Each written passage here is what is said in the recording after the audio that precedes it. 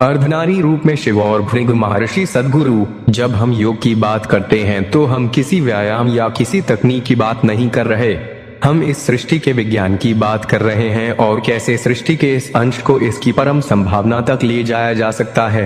हम उस विज्ञान और प्रौद्योगिकी की बात कर रहे हैं जिससे जीवन के हर एक पहलू को उसकी अंतिम संभावना तक ले जाया जा सकता है। जब शिव योग का संचारण और सृष्टि की संरचना की व्याख्या सप्तऋषियों से कर रहे थे, तब एक सुंदर घटना घटित हुई। सप्तऋषियों में से एक ऋषि, जो बाद में भृगु महर्षि के नाम से जाने गए, शिव के एक उत्साही भक्त थे। इस पहले योग प्रोग्राम में, जो कांति सरोवर के किनारे हो रहा था, जिसे कृपा की झील के नाम से भी जाना जाता है, पार्वती भी मौजूद थी। भृगु हमेशा की तरह सुबह जल्दी आए और वे शिव की प्रदक्षिणा करना चाहते थे। पार्वती शिव के करीब बैठी थीं, परंतु भृगु ने दोनों के बीच से होते हुए शिव की परिक्रमा पूरी की, क्योंकि वो सिर्फ शिव की प्रदक्षिणा करना चाहते थे, पार्वती की नहीं। शिव इससे खुश हुए, पर पार्वती नहीं। उन्हें यह पसंद नहीं आया। उन्होंने शिव की ओर देखा।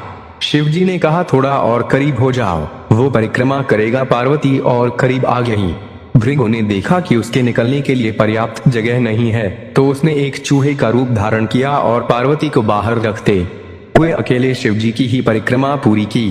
पार्वती क्रोधित हो गई, तो शिव ने उन्हें अपनी जंघा पर बैठा लिया। तब भृगु ने एक छोटे पंछी का रूप धारण करके शिव जी की परिक्रमा पूरी कर ली।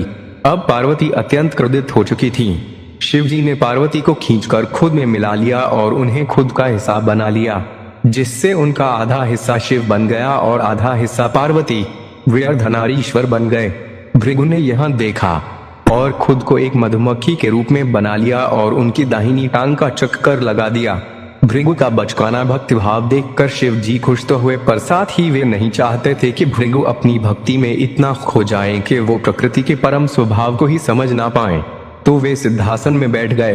अब भृगु के पास कोई रास्ता नहीं बचा था कि वो सिर्फ शिव या उनके शरीर के किसी हिस्से का चक्कर लगा सकें।